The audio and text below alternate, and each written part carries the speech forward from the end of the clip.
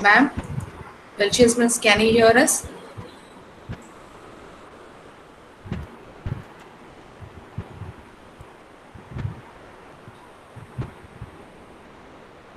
Belchius ma'am, can you hear us, ma'am?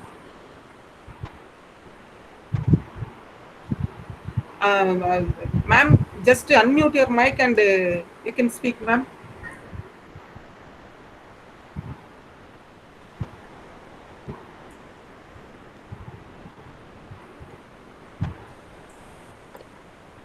Yes. Can you hear me now? Yes, ma'am, we can hear you. Okay. Okay. Okay, right. Can you see the Slide. can you see the slide also? Yes. Yes, Clear. we can see. Okay, fine. Okay, right. Fine. Okay, right, ma'am. We will start the program now, right? Kamila? Okay. Yes. Okay. So, good morning, everyone. Happy to meet you all in this international webinar organized by Ek Bharat, Shrestha Bharat of VOC College of Education on the topic Professional Skills and Analysis. Our resource person is Dr. Felicia Grace, Department of English, University of Technology and Applied Science, Sultanate of Oman. So, before going to our session, there is some instruction from the organizer side. So if I request all the participants to mute your mic and video to get good clarity and avoid network issues. Please, if you have any questions during the presentation, type it in the chat box. I will bring up after the presentation of the resource person during our questioning session. I request all the participants to pin Felicius Barbarus, where you can, Barnabas, where you can get the resource person's presentation, right? Pin Felicius Barnabas, where you can see the presentation of the resource person. I kindly request the participants not to present during the resource person's presentation. Please don't present your screen or present yourself during the resource person's presentation. This is from our side. Without any fail, just we will go into our program. Yes, we will, with the blessings of God Almighty and asking the gift from Him, we will start our program with a welcome address and also the introduction of the resource person, which is given by Dr. Dr. G. Amudaranjani, Assistant Professor of Biological Science, VOC College of Education. Ma'am, please. Thank you, Anifia, ma'am. I'm audible now, no? Yes, ma'am, you're. Good morning, all of you. Welcome, everyone. Thank you for joining us for today's webinar. Myself, Dr. G. Amudaranjani, Assistant Professor, VOC College of Education, Thuthukudi. It's a glorious moment to extend my warm wishes on behalf of our VOC College of Education, management, principal, staff members, and also with our students. I want to convey my heartfelt gratitude to Dr. Felicius Grace, Department of English, University of Technology and Applied Sciences, Salalah, Sultanate of Oman, for accepting and presiding over the seminar with garland of birds on the topic professional skills and analysis. Welcome you, ma'am, for our VOC College of Education webinar. Our today's resource person, Dr. Felicius Grace, having 27 years experience of teaching field. She completed her Doctor of Philosophy at Chandigarh University, India. Master of Education at University of Madras, India. Master of Philosophy at Manonmaniam Sundarnar University at Tirunelveli in India. Master of Arts in English at Madurai Kamaraj University in India. Her working experience 27 years. In India, totally 14 years experience in India. And other abroad, totally 13 years. In Libya, 4 years experience from the year 2007 to 2011. And Oman. At Oman, 9 years experience from 2011 till now. Now she is working in Salalah at Oman. Her teaching experiences. She worked at Government College of Engineering at Tirunelveli from September 1993 to May 1998. Then CSI Jayarajana Pakyam College, Nallur in India from July 1998 to October 1999. Then Dr. Shivandi Adityanar College of Education at Tiruchendur in India from October 1999 to July 2003. Then details of teaching experience as head of institution. She acted as a head of institution at various institutions also. MKM Matriculation School at Chennai in India from August 2003 to May 2005. Worked as a head of institution. And he prepared annual plans, timetables, and supervised all the school activities in that school itself. Our Lady College of Education at Chennai in India from June 2005 to May 2007. There also she worked as a head of the institution and follow some activities also. The details of teaching experience in abroad. Omar Al Mukhtar University, Derna at Libya. From the year 2007 October to 2011 February. There she worked as an English lecturer, taught English language and grammar to degree students. Then, at present, she worked as a Salalah College of Technology. Now it's also converted as a Salalah University. She told me, Salalah University, that Salalah University at Oman since 2011 September till now. At present, she is working in Salalah University. There she working as a English lecturer at English Language Center, teaching English language, especially for skills and grammar. And also her commitments in other field. International resource person to colleges and schools.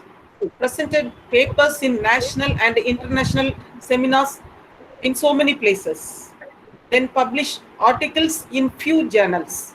In held positions like school people leader, hostel leader, prayer secretary in colleges.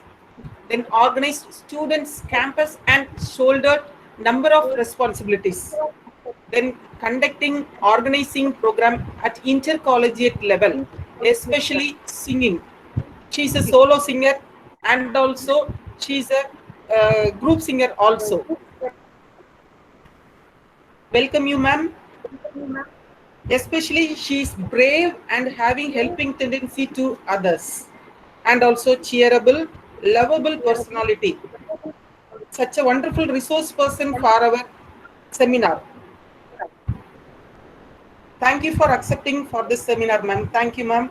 Now I would like to welcome all the participants from various places for this webinar. Welcome all of you for the VOCCE family webinar. Then this program was organized by Ek Bharat Shrestha Bharat scheme. This Ek Bharat Shrestha Bharat scheme was announced by Prime Minister on 31st October 2015 on the occasion of the 140th birth anniversary of Sardar Vallabhbhai Patel. This Ek Bharat Shrestha Bharat scheme aims to actively enhance interaction between people of diverse cultures living in different states in India, with the objective of promoting greater mutual understanding amongst them and for reciprocal interaction between the people. It is envisaged through this exchange that the knowledge of the language, culture, traditions, and practices of different states will lead to an enhanced understanding and bonding between one another, thereby strengthening the unity and integrity of India. Then, main objective of Ek Bharat Shrestha Bharat scheme to celebrate the unity in diversity of our nations and to maintain the strengthen the fabric of traditionally existing emotional bonds between the people of our country. Then to promote spirit of national integration through a deep and structured engagement between all states and union territories through a year-long planned engagement between the states. Then to showcase the rich heritage and culture, customs and tradition of either state for enhancing people to understand and appreciable the diversity that is India, thus fostering the sense of common identity. Then to establish long-term engagements and also to create environment this promotes learning between states by sharing best practices and experiences. These are the aims of this particular Ek Bharat Shrestha Bharat. Now I feel very happy to organize this webinar through Ek Bharat Shrestha Bharat, and also we welcome the today's resource person, Dr. Felicious Grace, for this today's webinar. Once again, I welcome you all for this webinar. Thank you. Over to Anufya, ma'am. Thank you so much, ma'am, for your warm words of welcome, and we are happy to hear from our resource person. Now the session is hand over to the resource person. Ma'am, you can carry on, ma'am. Good morning to you all. Good morning, ma'am. Yes. Thank you, Dr. Amudaranjani, for a very brief introduction about me. I am really happy to be a part of this program. First of all, I thank the management, the principal and the staff of VOC College of Education for inviting me as a resource person for this webinar. Also, I appreciate the three coordinators of this webinar for organizing this session to be a successful one. Now, for the rest of the session, I would like to focus on some of the important professional skills and the importance of professional skills. Do professional skills necessary for the teachers? Why is it necessary? We should understand these professional skills will make the teachers effective, also efficient. Not only that, the teachers are expected to be effective in their teaching. Literally speaking, some of the basic teaching skills have been forgotten. In short, I will say this session, we are going to recollect. It is like a reminder. And these skills have to be applied effectively in the class. So most of the teachers, including myself, we expect appreciations from the students, from our colleagues, from even the higher-ups, the higher authorities, maybe the head of the department or head of the institution. Also from the parents, we expect appreciations. How can we get this appreciation? Do you think all the teachers are appreciated? If you ask this question, I will say no. The reason behind this is we don't have the professional skills which have to be in our teaching. We spend a lot of time in teaching, but do we really use the skills to make our teaching effective? This is $1 million question. This doesn't have a proper answer at all. So we are going to see what a skill is. Maybe we all know all these things.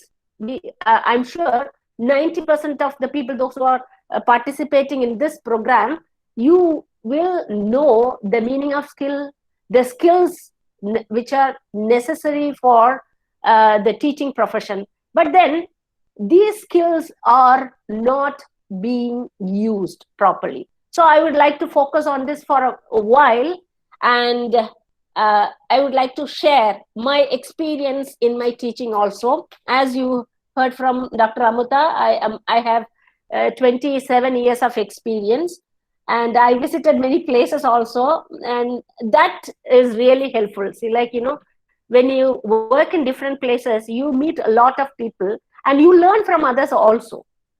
So I'm happy to be a teacher. We all know this is the noble profession. And we should always remember the difference between a job and a profession. Job, yes, this is a job. And what is a profession? We are all trained, most of us. I chose this topic because it is a B.Ed college, and teachers and the future teachers, we need professional skill to be an effective teacher. Okay, what is a skill? Skill, it is an ability to perform an action with a result. It is what you can do to achieve something fruitful. That is the ability of the teachers. The skilled teachers, they get good opportunities. The skilled teachers should show the efficiency. And there are two major skills, like personal skills and professional skills. Personal skills are the abilities are born with, and natural talents. Who is not talented? Everybody in this world are talented with something or the other. Everyone is talented. So how can we differentiate between talent and a skill? Talent is inborn, whereas skills can be developed through experience and deliberate practice. I always I used to tell my students when I was in a B.Ed college, they used to just listen to me. They nod their head for everything, like, okay, ma'am, yes. And after they finish their course, they forget. I'm not talking about the students alone. The teachers, we forget the skills, and we do whatever way we like. So the skill has to be developed, and it is easy to be learned through experience. So why the skills are important? In a constant changing environment, see, the environment is changing every moment. It is not every day, every moment it changes. So it is very important to meet the challenges of every day in our career. The teaching is a challenging career, so we have to cope up with the increasing pace and change of learning. So teachers, we need new teaching skills. When coming to the professional skills are the skills for which a teacher is trained. So in a B.Ed college, we get lots of trainings and lots of ideas. So it is better to follow the skills and the instructions which we learn in college. Okay, skills vary in each profession. Every profession has some skills. So that's why we call it as professional skills. If, for example, engineers, they should have some skills like, professional skills like creativity, teamwork. They should be able to work under pressure. So these are all the skills of an engineer. These skills are expected from the engineer. And what about doctor? Doctor's profession, we know it is a very difficult one. And for them, they need some professional or effective skills that they are, just to name a few, I cannot list everything. So there's effective decision making. See, they will be in a critical position to take some decisions. So a doctor should be very effective in taking a decision. Also, they should have compassion and problem solving. If you take a sports person, for example, he or she should have a competitive spirit, and he should be committed to to what she or he is doing. So teaching, when you come to a teaching skills, teachers have many skills, and to be a successful teacher or to be an effective teacher, we have to follow some skills which we are familiar with and which we are going to recollect. I will say that word because I'm not going to say something new. Everything is known to everyone, but we have forgotten. So I would like to recollect, remind, and I want all of us to apply it in the classroom in an effective way. Okay, coming to the teacher skills, I have put 4 headings like classroom skills or technical skills or soft skills and professional skills. See, all these 3 skills, like the skills which we use in the classroom or the technical skills which we use in the classroom or in the campus or the soft skills, all are like interrelated. Classroom skills, you cannot separate like these are all classroom skills or these are all some technical skills. They are needed only for this or for that. No, now everything is interrelated and we have given a name as professional skills.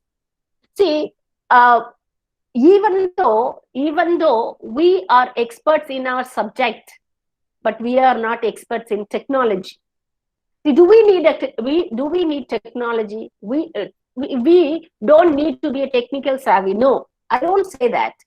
We should have some knowledge to use the technology because we are in the world of technology. When we talk about the soft skills, as I told you in the beginning, you cannot separate this skill as a soft skill or this skill as a classroom skill. So these skills are together, the classroom skills, the technical skills, and the soft skills together, they will give, they are named as professional skills. Okay, now let us move on to to some of the important skills. I don't want to focus mainly on so many skills, but the important skills which we have to follow. I have put down 9 professional skills for teachers. The first one is communication, and the second one is time management. You can read from the screen. The classroom management, competence, observation skills, patience, committed, innovative or creative, and continuous leader. So I want to focus, let me throw light on a few skills. For example, communication skills. We all know the importance of communication. The communication is the foremost skill of any teacher. So it is important to be a good communicator. A teacher should be a very good communicator. See, that is, we are sending and receiving information, or we can say the teachers, we are imparting the knowledge to the students. So for that, what is important? The first thing is language. I'm not talking about language as English here. Any language for that matter, that is very important. The students, especially now, most of the schools and colleges, we have the medium of instruction is English. So it is important always to be very good at English. Also, we have to be a master in our own mother tongue. When we talk about language, this language, it is a powerful tool, and we should be well versed in it.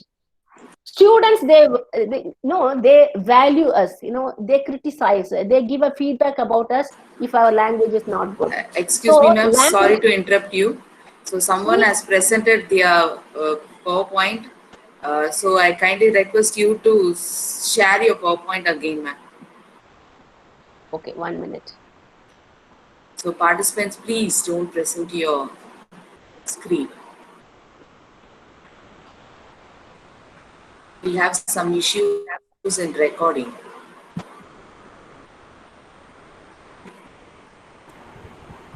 Can you see? Oh, ma'am. 1 minute.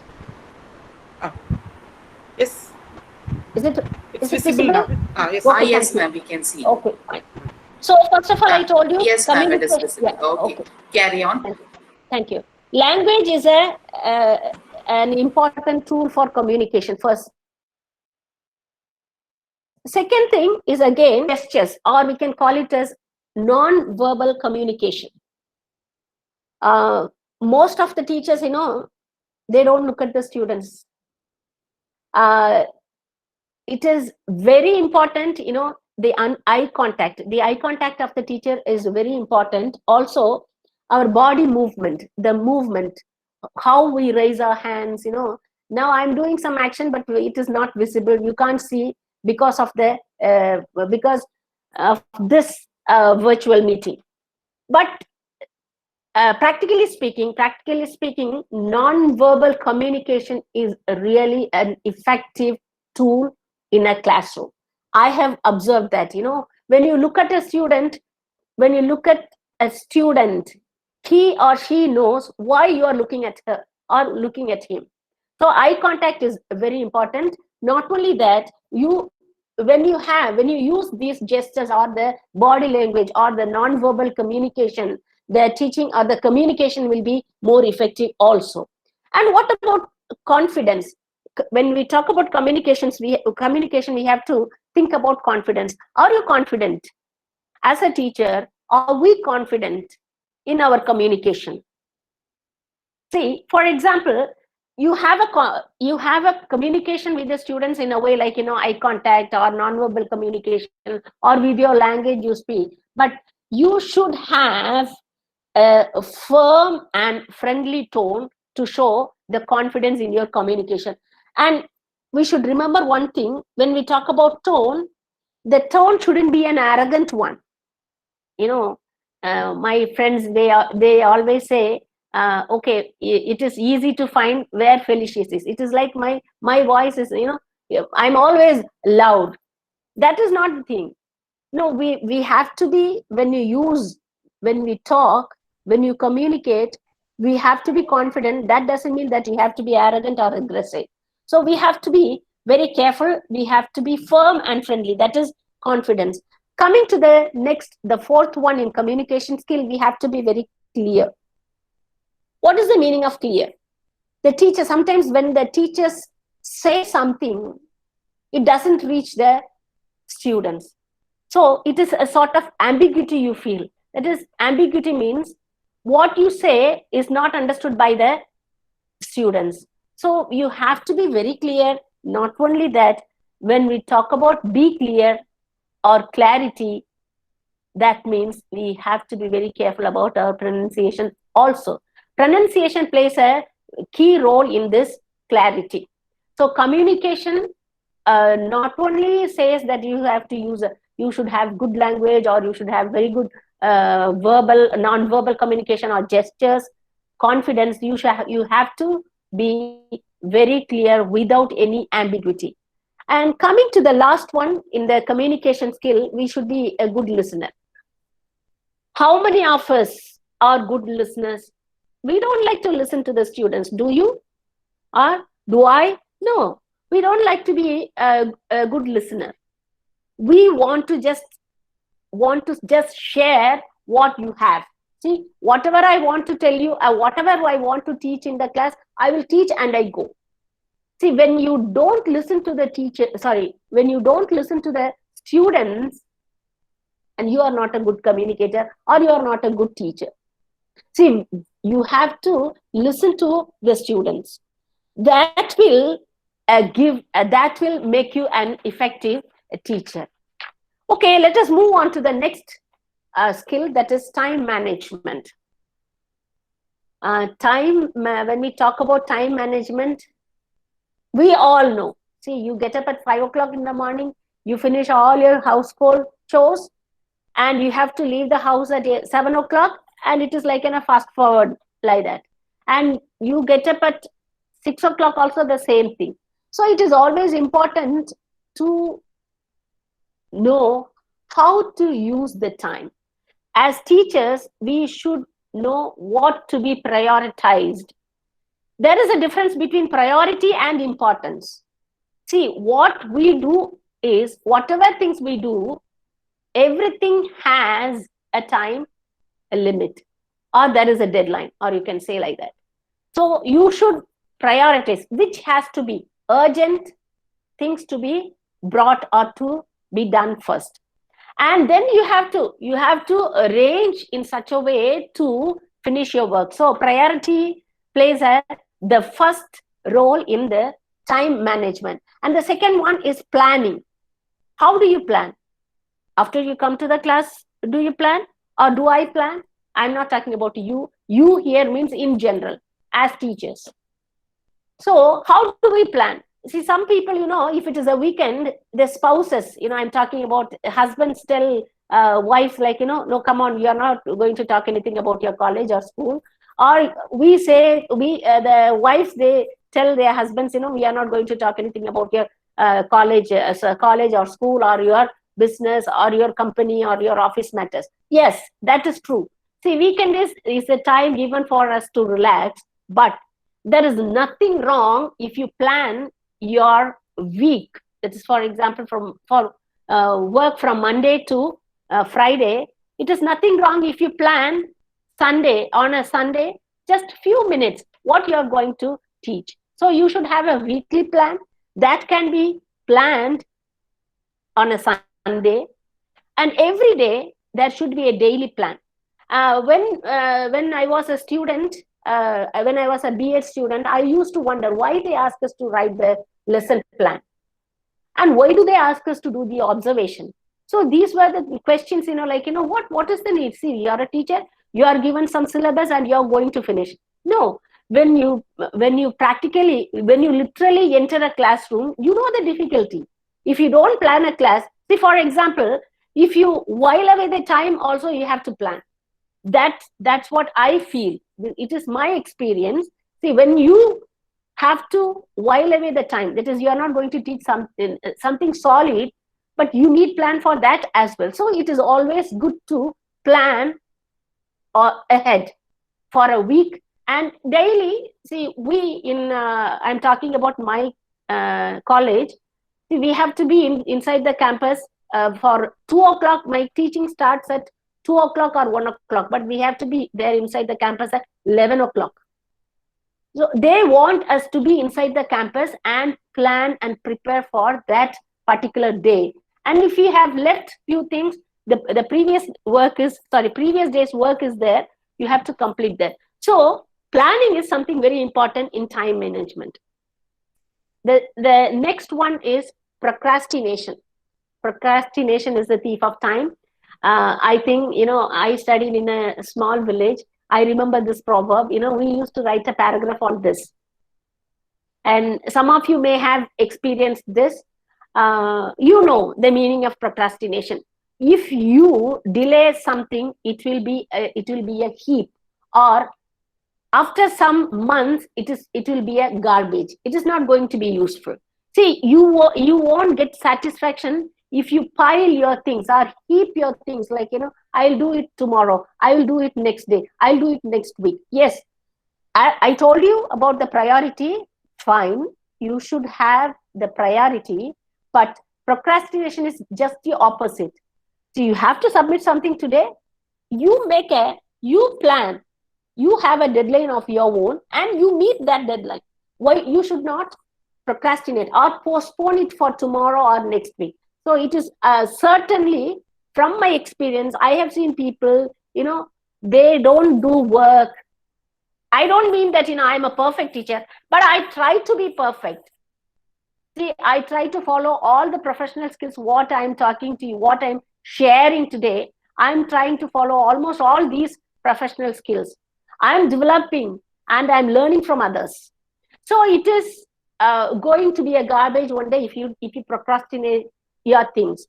And limit multitasking. So we think, okay, I'll do this. I can do this and this. This is not going to happen. Just imagine let us forget about the school or college. You just think about inside your house. If you want to do 2 or 3 things at a time, do you think you are successful? No. Only one thing can be effective, even if you do 2, 3 things together. So multitasking, don't imagine that you are you're a Hercules or you can achieve something like that. And we should not do multitasking. Personally, what I feel, I don't do multitasking. Of course, we can try, but we can limit. If you focus on so many things, it will end up in nothing. So it is a flop only. So it is better not to have multitasking. If at all you do, you can limit that. And say no to distractions. Distraction, let us go to the past and come to the present. In the past, we didn't have mobile phones.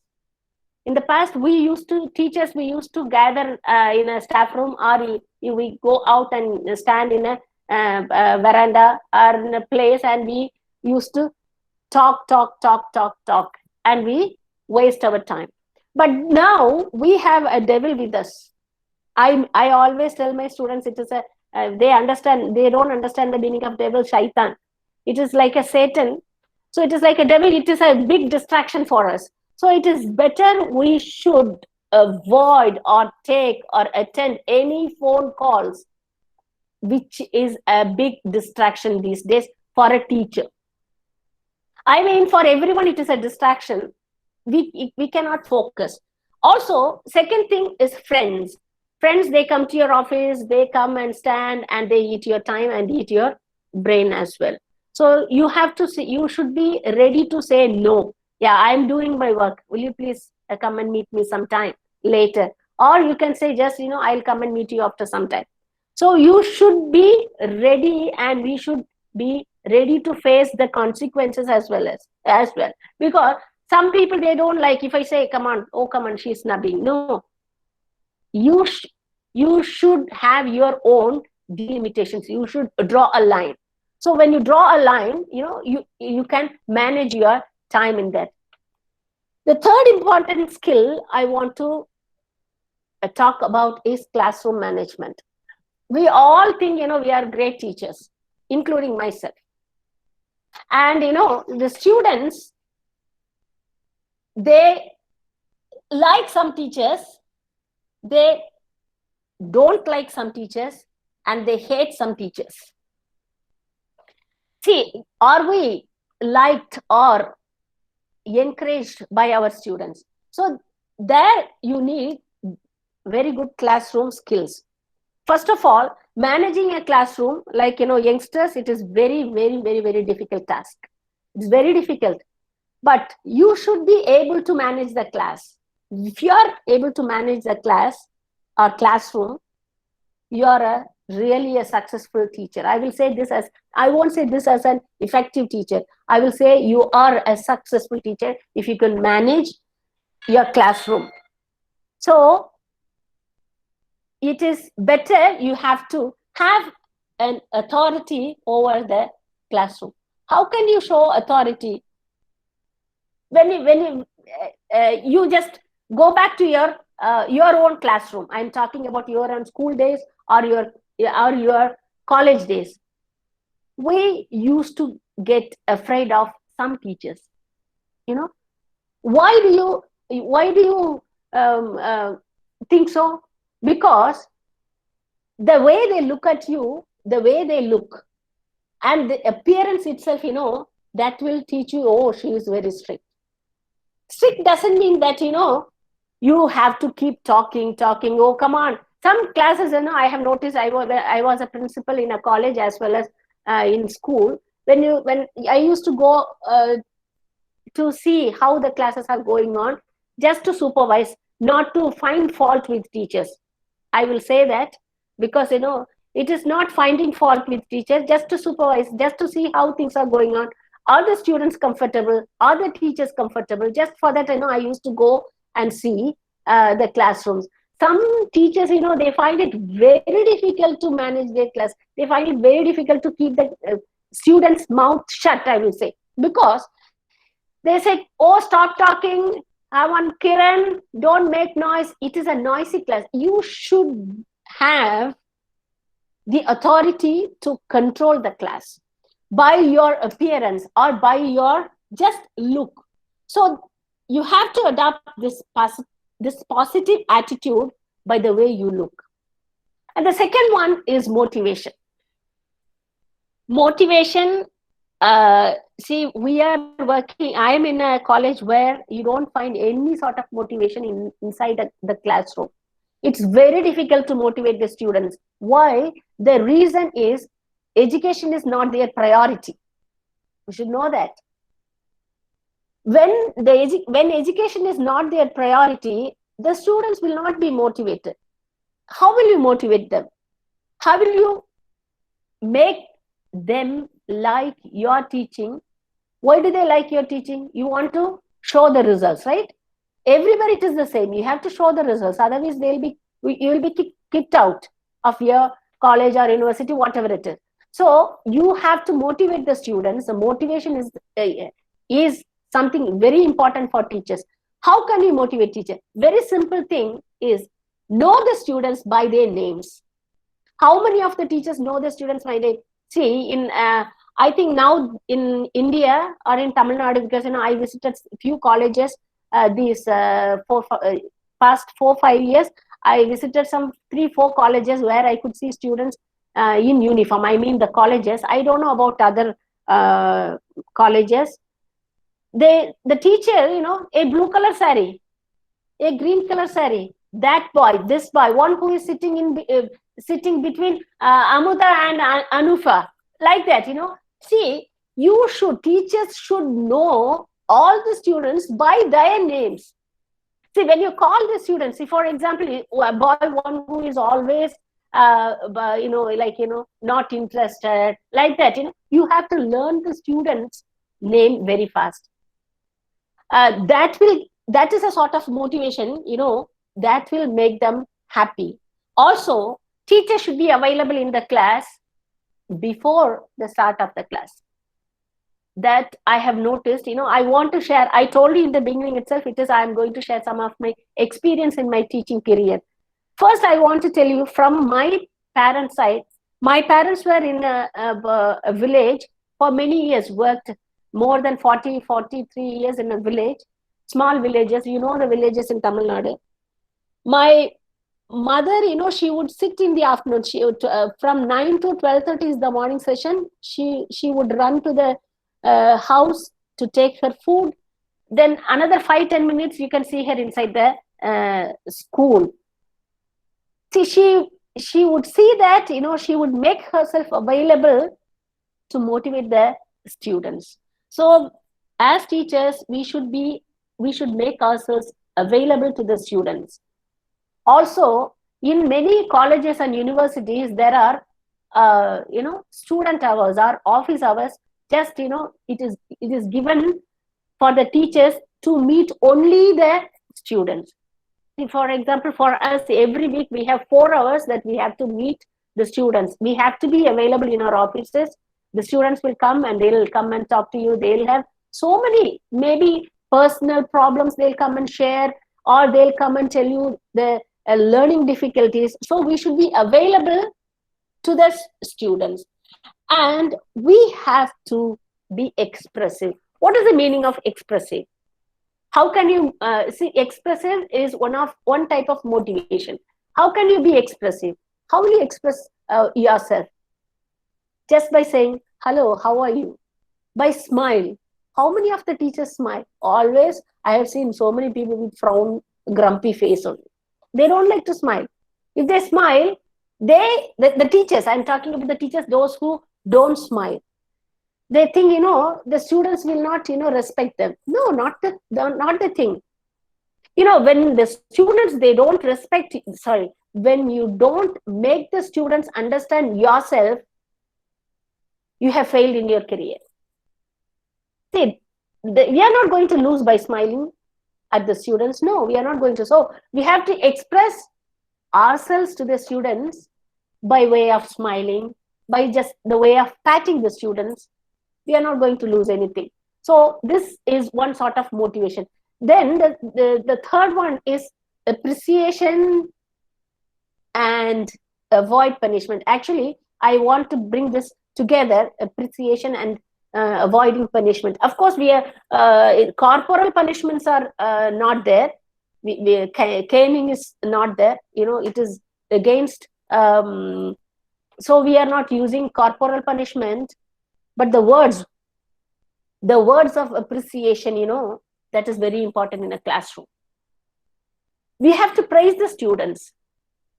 We have to some students are always, they don't like to be involved in the class. So what we can do, you call them by their name. You just appreciate them. What, for example, if they are not able to write a sentence properly in English, say I'm talking in point of an English teacher because I'm in that field.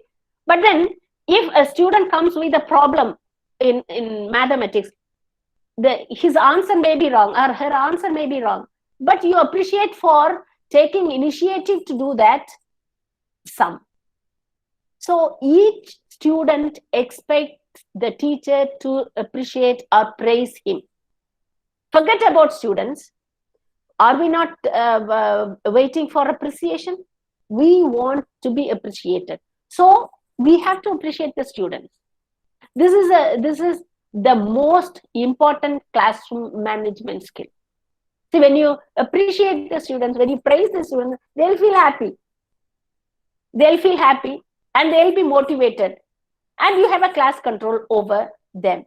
And next thing, you have to encourage the students, those who volunteer to answer. Some teachers immediately, come on, sit down. I didn't ask you. Okay, come, Kala, you say that. No, you don't answer. You never know the answer. So the students, those who come with answers, the students, those who are really enthusiastic in participating in the classroom activities, we have to encourage the students. When we encourage the students, you have achieved something great. So we should inculcate this in our teaching skill. And teachers should be, I underline and within quotations, should be unbiased. You should not be partial at all. This is something very difficult in the place, like, in India, maybe it is very difficult. But when you come out of the country, when you work in other places, this partiality is no more seen. All are equal. We don't know their parents. We don't know who they are, but we know them as students. The teachers, all the teachers should treat all the students equally. See, rich people's, this is my colleague's son, or this is my neighbor's son, this is my cousin's son, this is my friend's daughter. No, this partiality will lead to unnecessary chaos inside the classroom. So don't be biased. No partiality inside the classroom. And coming to the now these days, people talk about nepotism. This is very common word. Everybody knows that.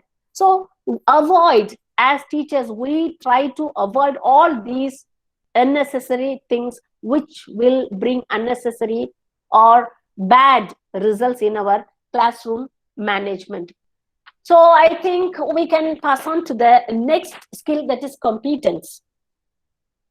What is competence? This is very common in B.Ed, M.Ed. If you are doing MPhil or PhD, this is a most touched skill, competence.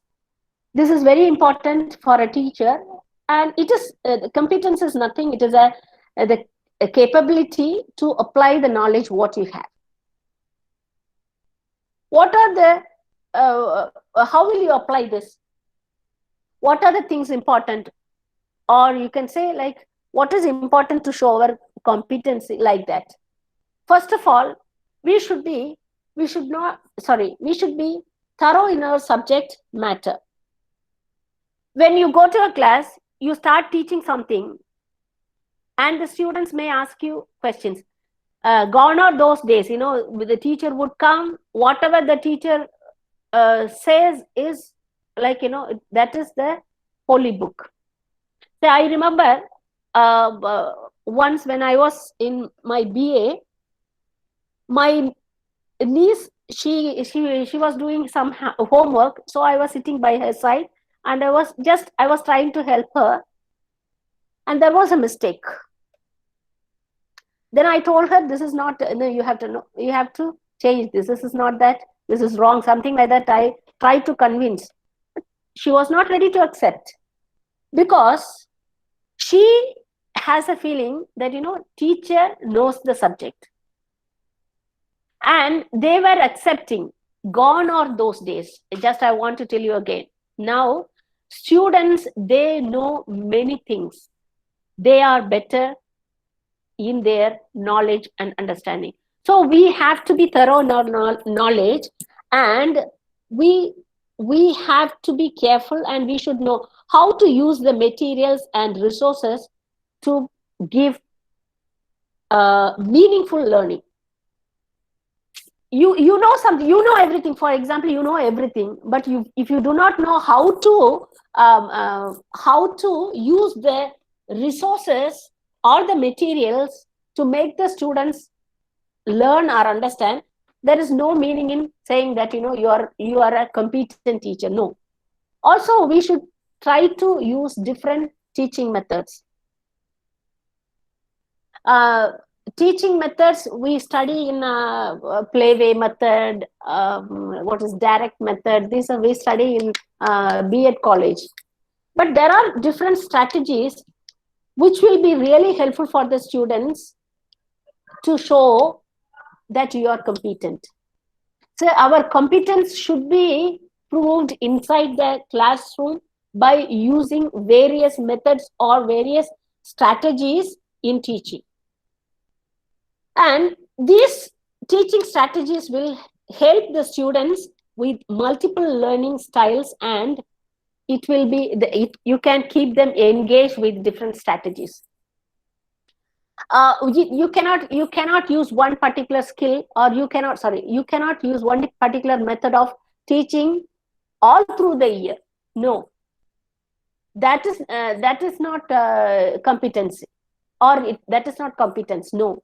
So you have to try to use, and you should be able to use different types of teaching strategies. Coming to the next one, identifying the needs of the students. You have to ask yourself. I don't have to say anything. This is actually self-explanatory. Are we really doing our job? Like, you come, you teach, and you finish your work and you go. Do we really address or identify the needs of the students? It is very important to know the needs of the students, and it is a very crucial component. It is very difficult to understand the students' need, but you should be able to understand the students' need. When you understand the students' need, it will be helpful for them to guide to achieve. So it is going to be a great achievement if you know the students' needs and you try to fill the gap. When the student needs means there is a gap. The gap should be filled by the teachers. The students, they expect the teachers to do or teach up to their expectations. So it is very important. We should identify the students, especially we should understand. I'm going to talk about in detail in the next one, but then I want to touch a little about the students' mentality and emotional need. See, that is very important. Like, you should know how and what they need. Do they need this type of teaching, or do they really need something else? So we should understand that. Also, it is very important, very, very, very important to create an effective learning atmosphere. It is very important. The environment should be very effective? First of all, the classroom should be clean. The board should be clean. The walls of the classroom should be attractive. And you should have good aeration. And the students should, it is like, the students always sit in a stiff way, no? They have to relax. It is not, we are not in a military.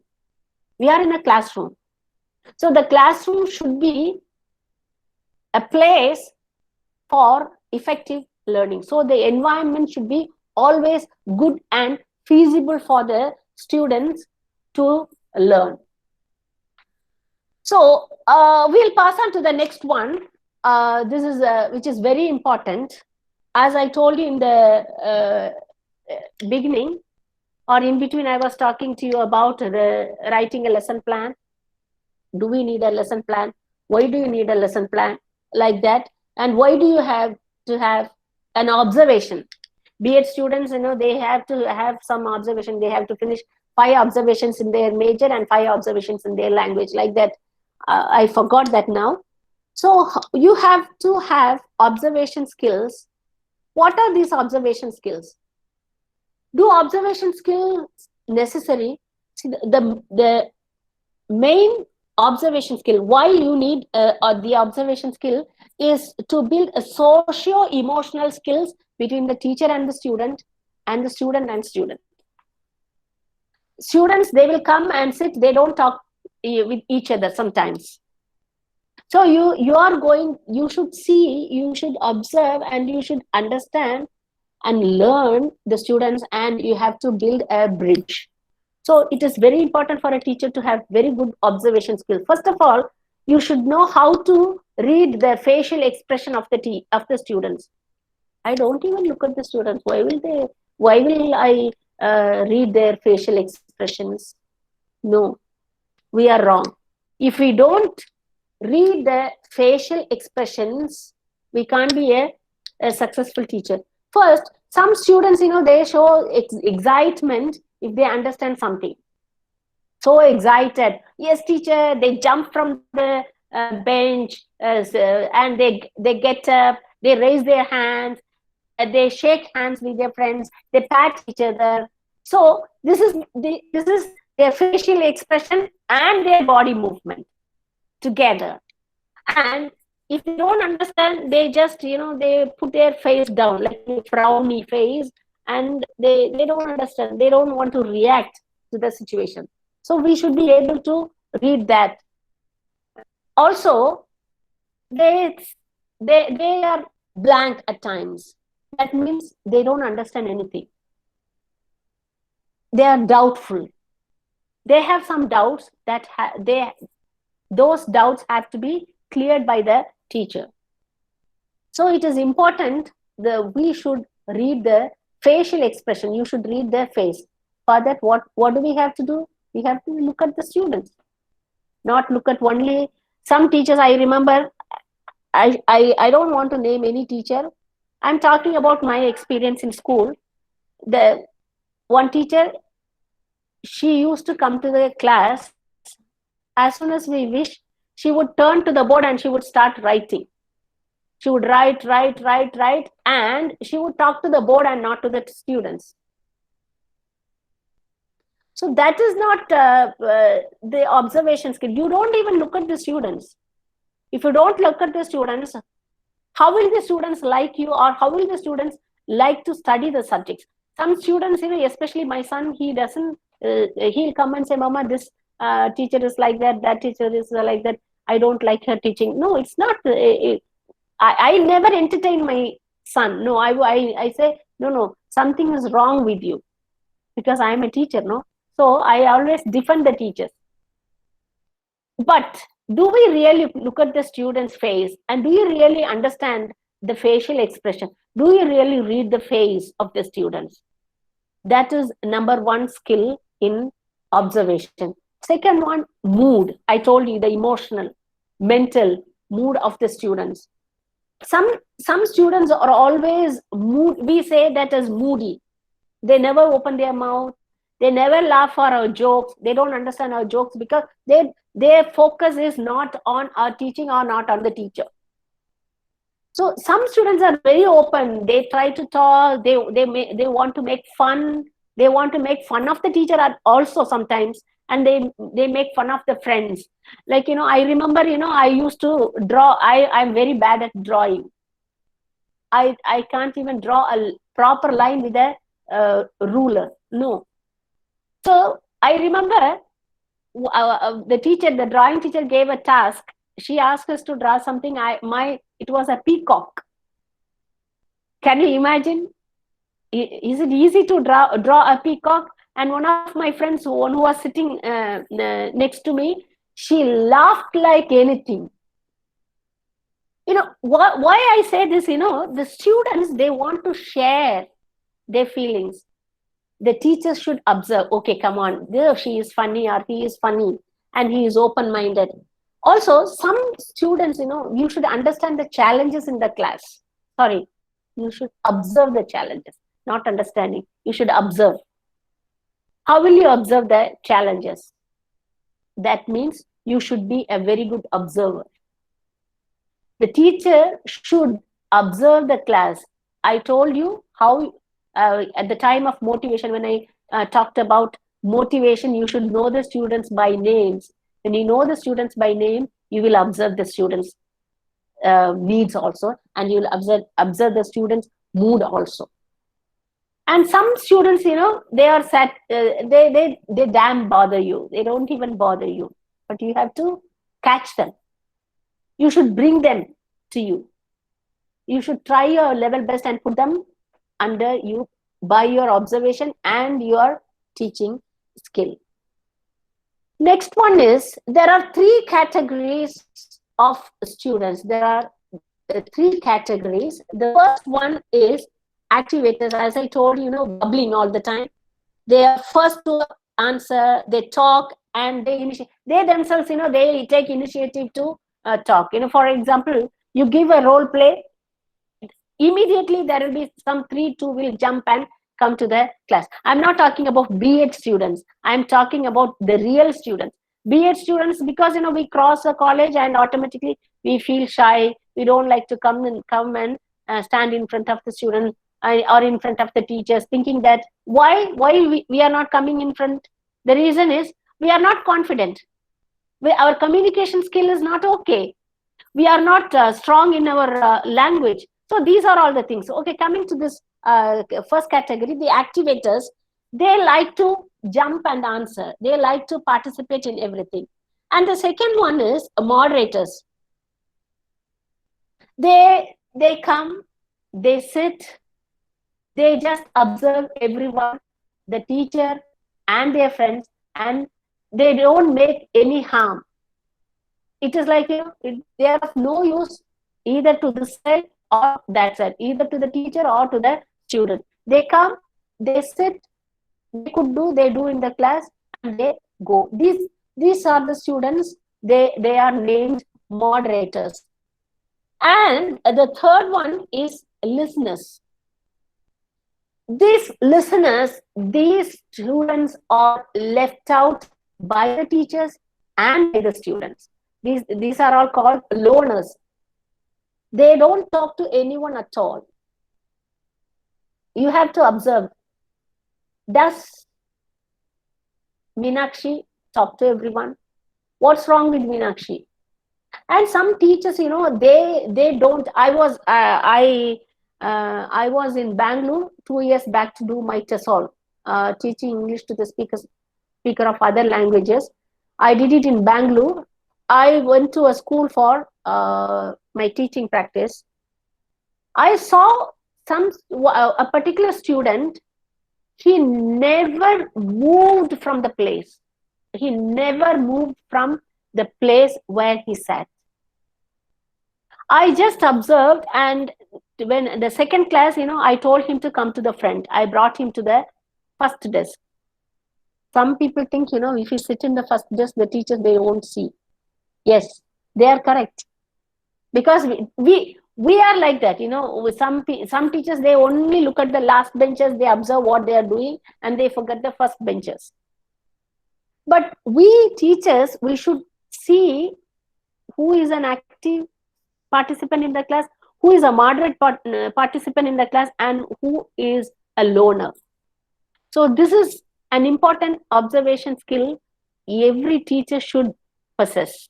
We should have this observation. We should categorize the students and you should observe the students. The last one is observe the level of understanding. I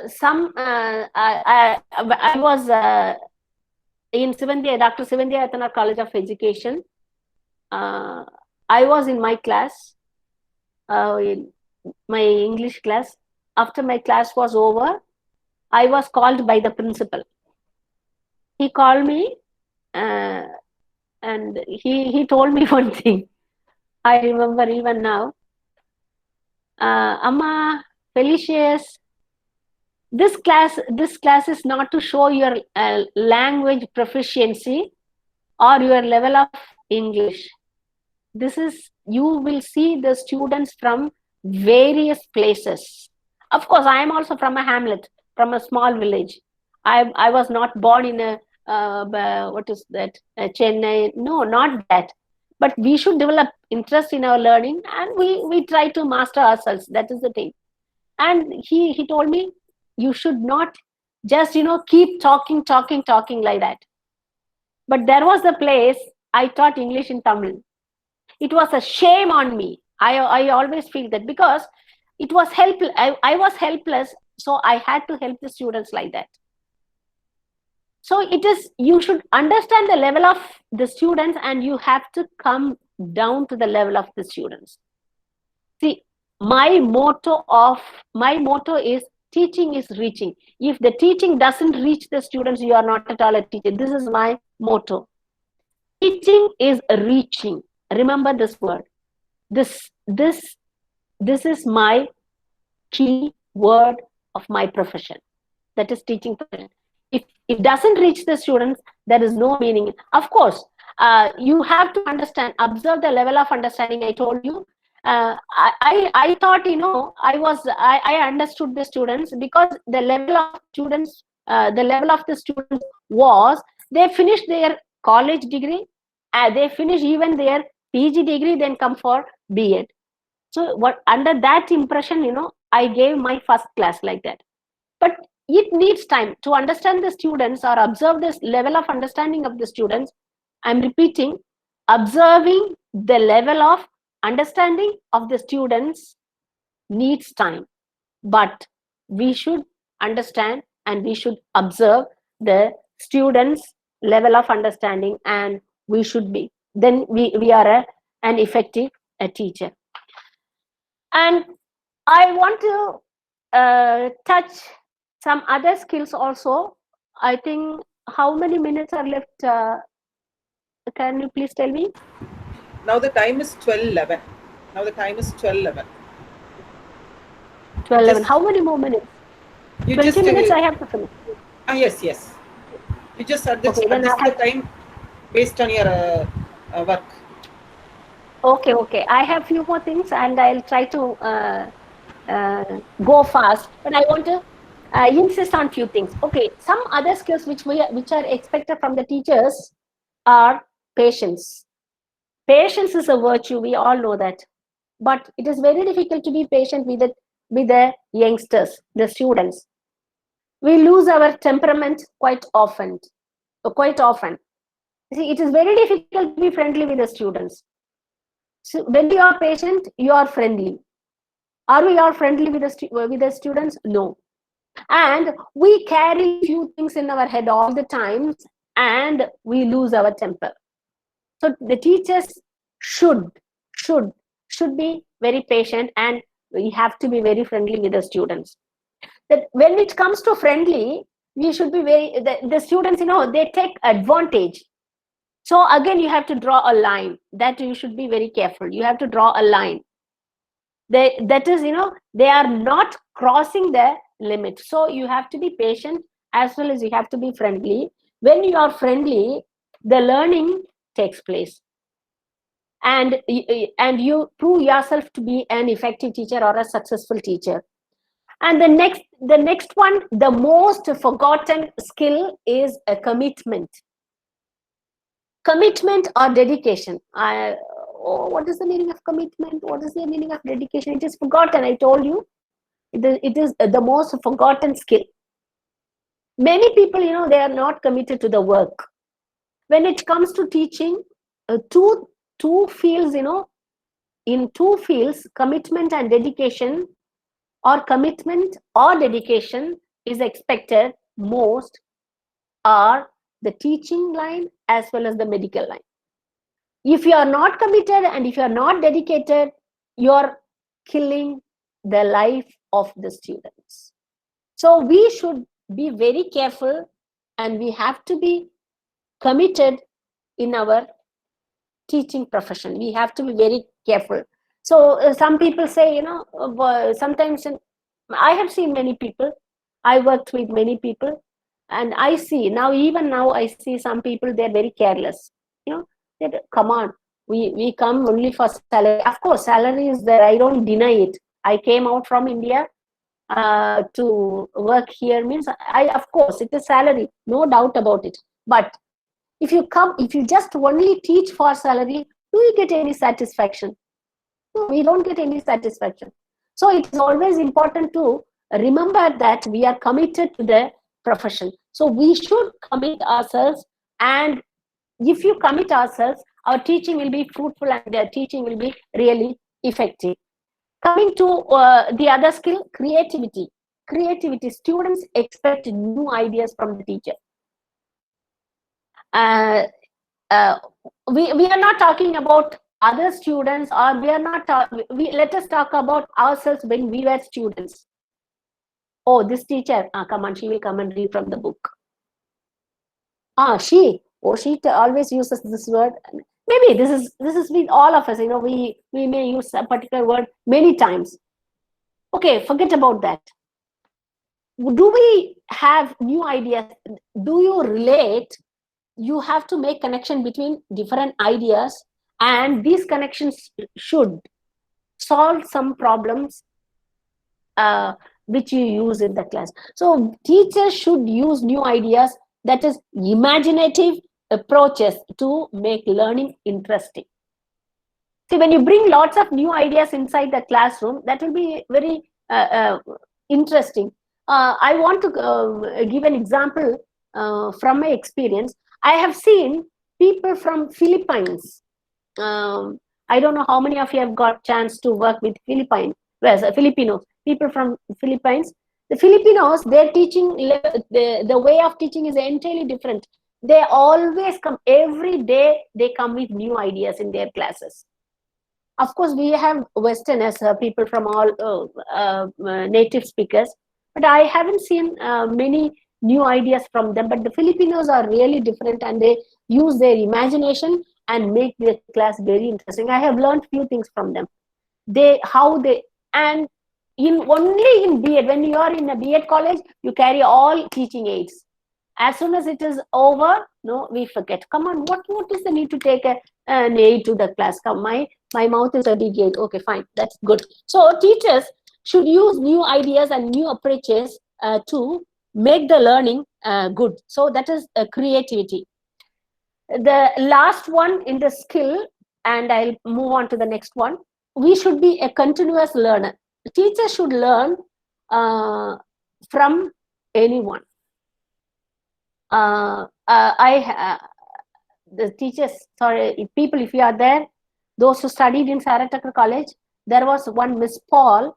She was my head of the department when I was in a BA. When I was in BA. She used to carry a small notebook, 100 pages notebook, and once I asked her, Miss, I see you always with this notebook. What is this? She said, every day I read English newspaper.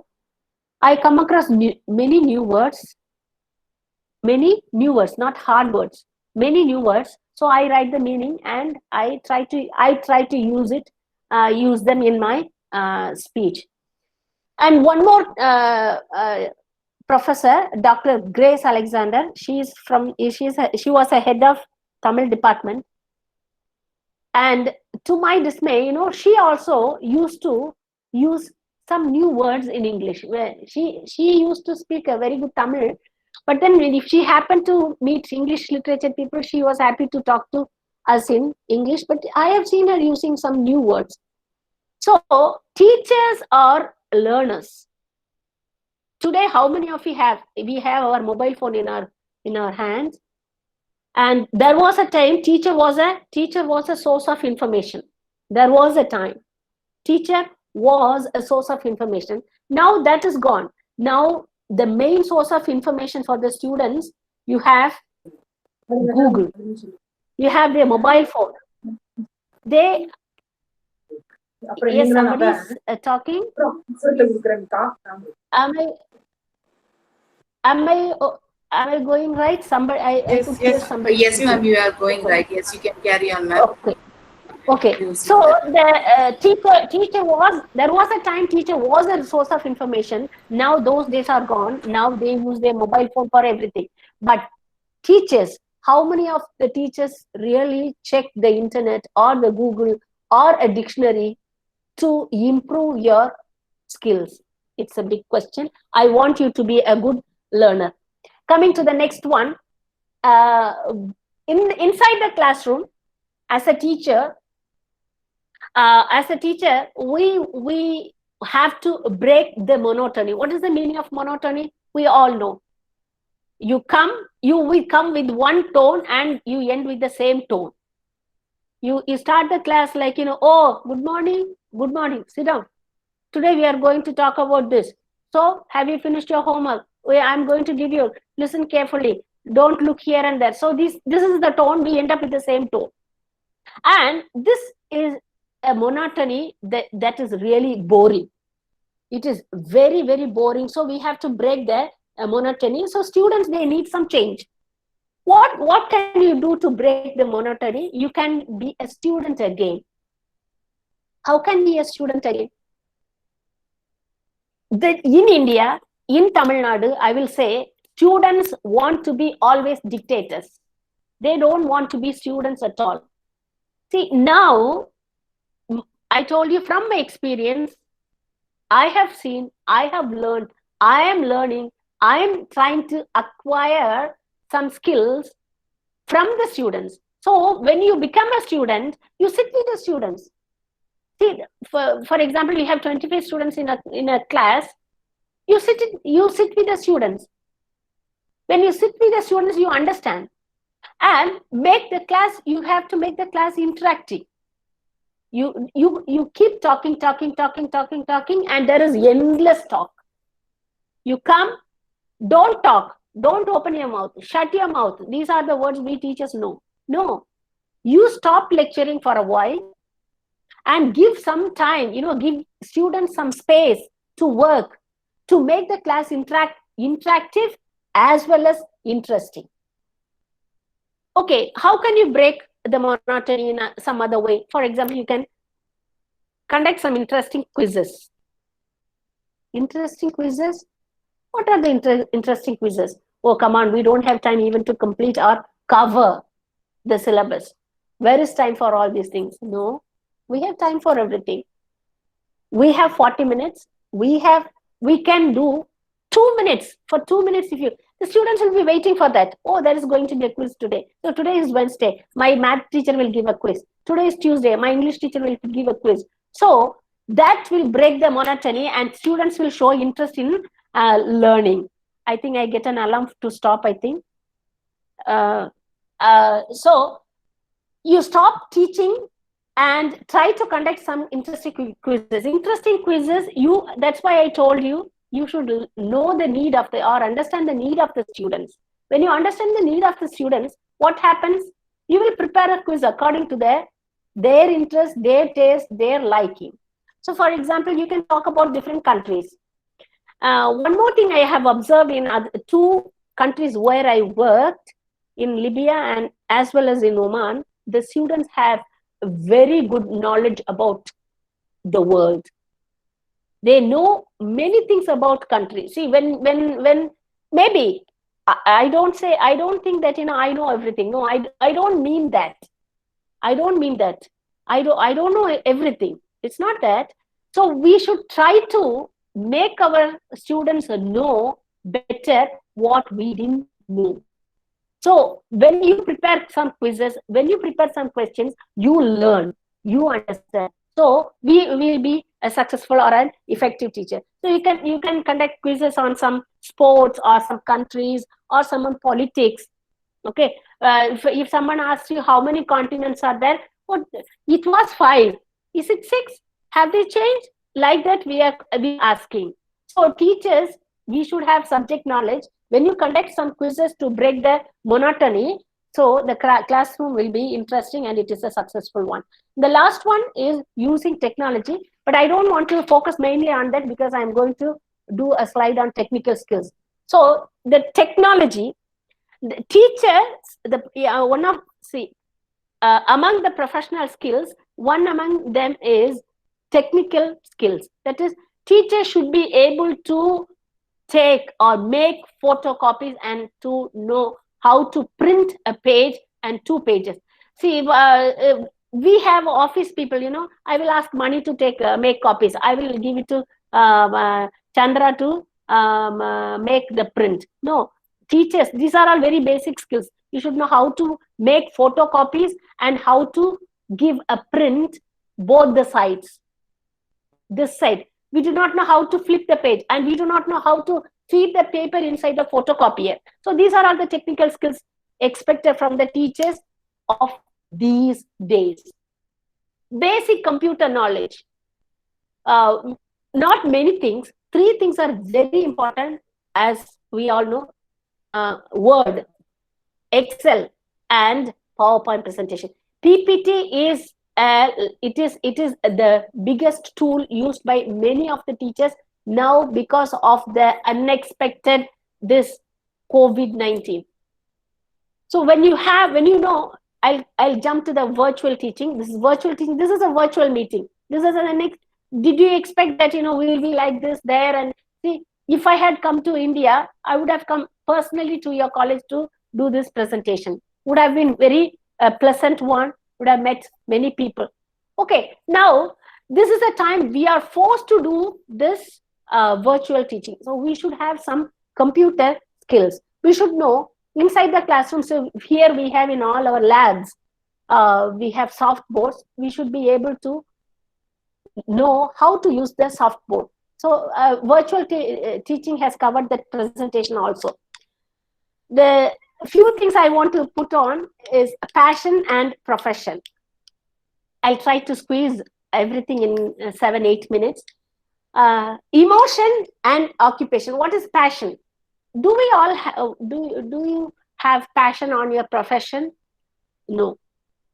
I think 70% of the people, the teachers will say, no, why? My passion is this, my passion is dancing, my passion is riding a bike, my passion is long drive in a car. So many things. These are all passion. But because the passion is when you have emotion in that, it is passion. And we consider job or occupation as a profession. In passion, we show a lot of, it is interesting and we show lots of interest in passion. When it comes to profession, it is a forced word. We are compelled to do something. So, do we do it with interest? I'm asking you. Then you will see some involvement in when you do when you have passion on something. For example, for me, my passion is singing. But for your kind information, I love teaching also. Okay, because my parents, my grandparents, they were all teachers, and some of my teachers really motivated me. They are my great inspirations to become a teacher. Okay, so do you have involvement in your teaching? But we try to involve ourselves, but no proper involvement. When you do something what you like or which you like, you can see involvement in that. And when you are happy with the profession, you don't see the time. You don't even look at the time. So the time flies. But when you come inside the class and 1,000 times you look at the watch, it will be 10, 10, 10, it will be 10, 11. You look at the watch after 10 minutes, it will be 10, 11. It is like that because we don't like it. Is not our passion. We are doing it under compulsion. So when the profession, when you have passion on your profession, it will be a successful one. So we have to have a profession. And the last one is among all these things, we all know we have to plan for a class and we have to prepare. Planning is different and preparation is different. We all know that. We have to plan for our class and we have to prepare our class and we have to do the presentation. The last one I want to rush it is for professional skills. Do you have some courses to improve our skills? Yes. It is not now. This has been there for years to come. Yes. Maybe this professional development, when I was a small child, my mother had one in-service program. When you are in the service, you get some service. Why is that given? It is given for updating ourselves. We have to develop our professional knowledge. Why? Even now, some orientation programs are there. Some seminars are conducted and people are sent to those seminars. Some professional development courses are conducted by some people are taking by paying it as a course. So these professional development skills or the courses, they help you to prove yourselves as good teachers. It will improve your teaching ability and it will help you to improve your classroom management. These are all known. I think you can see the slide. I want to talk more on this. Professionalism. What are the different kinds of professionalism? Now you do not know whether I am in a sari or in a churidar or in a Western modern dress.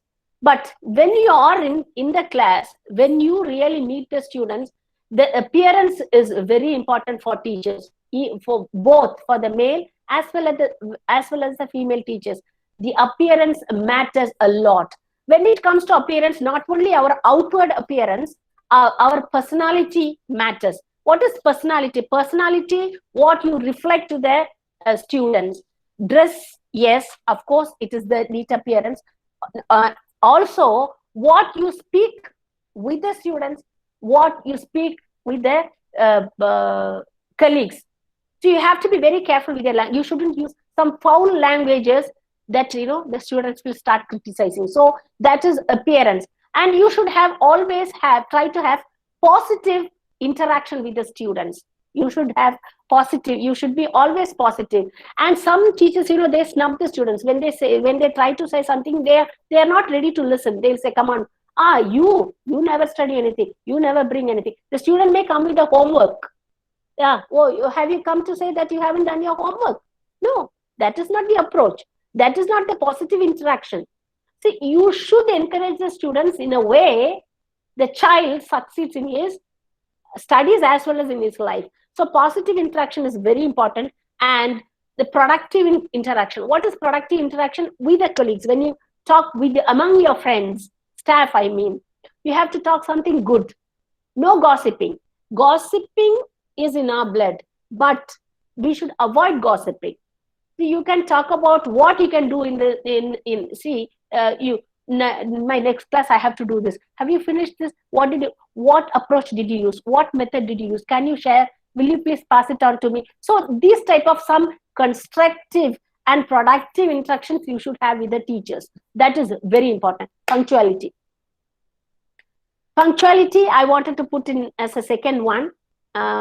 We discussed already about time management, but punctuality is something that shows that you are a successful or an effective teacher. But we know the meaning of punctuality. I don't want to say anything more on that. To sum up, to conclude, I just brief it in a minute. It is an ability, skill is an ability to do something successful or with a good result. And we have seen different types of skills. The skills which I mentioned are not only the skills, there are many more skills the teachers have to acquire and the teachers have to update and learn. And 3 P's, it is you have to plan, you have to prepare, and you have to do presentation, good presentation in the class. And the last one is this professional development course is a vehicle to improve your. It's a vehicle. You can just travel on that. It will be helpful to prove yourself. It will be helpful for you to be a good leader, and it will teach us the PD, that is the professional development course, teaches you to be a very good or effective teacher. Thank you so much for listening. I think I have done with the exact timing. Thank you so much.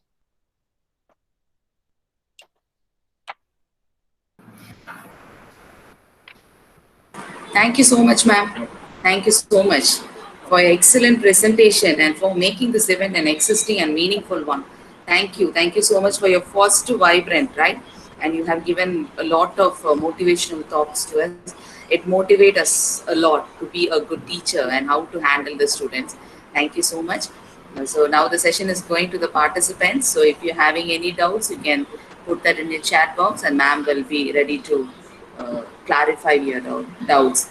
But ma'am, to your knowledge that there is a lot of appreciation for you, ma'am. Right, so Thank wonderful you so and much. valuable presentation. Yes, a great appreciation is here. Good afternoon, ma'am. Good afternoon, ma'am. Good afternoon to me. Yes, ma'am. Yeah, please. Sorry for interruption, ma'am. Ma'am, your presentation is very nice, ma'am. It's very useful to us. Okay. Ma'am, Thank you. ma'am, one thing, ma'am, I missed out the last, ma'am. There is a reference slide you put it, no, ma'am. I missed out. Can you please send it? Okay, I don't mind sending to you, but I have referred very few things, but most of them are from my experiences. I think you would have understood from my thing. I can no, give I you. think you are giving the website like a www. Yeah, I will show it to you. Yes, ma'am. I will send it to you. 1 minute. Anything? Thank you, ma'am. Thank you very much, ma'am. Thank you for your experience, ma'am. Thank you, ma'am. Sir, our principal sir is there with us, ma'am. Oh, thank you. Madam, I am Dr. Kanagaraj, Principal VOC College of Education. I am very regret to, yeah, madam, I am very glad to meet you through this online platform. First of all, I regret because it's okay. I know we all have I our own wanted to attend the academic council meeting, which was organized by our Tamil Nadu Teacher Education University. Now itself, just 5 minutes before only it was completed. So immediately I came back to the program while you were talking about the passion and the profession. I entered. Actually, I wanted to insist more on that, but I know I didn't have time. Yeah. Thank you very much, madam, for your very excellent information in terms of the professional skills. Really, our students will be benefited on behalf of the management of VOC College of Education and faculty members, on behalf of my own and my dear prospective teachers. I really congratulate and wholeheartedly I thank madam. Thank you very much, madam. Thank you for your knowledge sharing. Thank you, madam. Thank you, sir. Thank you so much. Thank you, madam. Thank you. Thank you so much, sir, for your presence here. Thank you. Ma'am, there is a question for you in the chat box. Shall I read the question, ma'am? Yes. Already my car is waiting to go to the college. Yes, please. Okay. Ma'am, in spite of being dedicated and punctuality, sometimes we may be neglected from the management. So it hurts a lot. How to overcome from this? It's a question asked by It is very Bharat. difficult. It is really very difficult. I do agree with you. Usually people, those who are at the back of the people only will get appreciation. Do your work. The reward will come from the God above. No, you don't have to. You don't have to feel. You don't have to feel bad about it at all. See this. You have to have some sort of satisfaction about what you are doing. That is more than enough. don't expect it. Nobody will appreciate if you are really good. This is my experience as well. Except few people will appreciate, especially management. No, they don't appreciate. So it is very difficult. I hope I am answering to your question. Can you hear me? Am I audible? Yes, ma'am. Thank you so much, ma'am. Yes, First you're of all, audible. Thank you so much. First of all, we should have self-satisfaction. Every day night, I feel happy that I have done my work. That is the best thing what you can have. To overcome this, you should be happy about what you are doing. Okay? Okay. Thank you so much, ma'am. So now we'll wind up our session with a formal vote of thanks. Now I request Dr. S. Anthony Vinolia, Assistant Professor in History, to propose a vote of thanks. Ma'am, please. Thank you, Anufia, ma'am. Good afternoon, everyone. It's really great that this international webinar turned out to be very successful.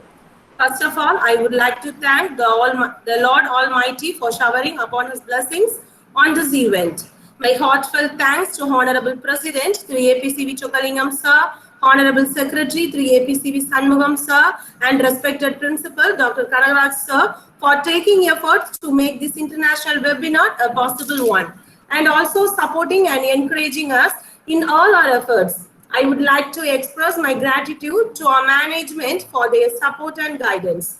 We are grateful to our resource person, Dr. Felicius Grace, for honoring us with a wonderful topic. Ma'am, the explanation very really perfect, and we all are inspired, and you also impressed us with your beautiful presentation. Thank you so much, ma'am. I thank all the faculty of our college for their valuable guidance. Thank you, professors. I thank Dr. Amudaranjani for giving us a beautiful introduction about our resource person. Thank you, ma'am.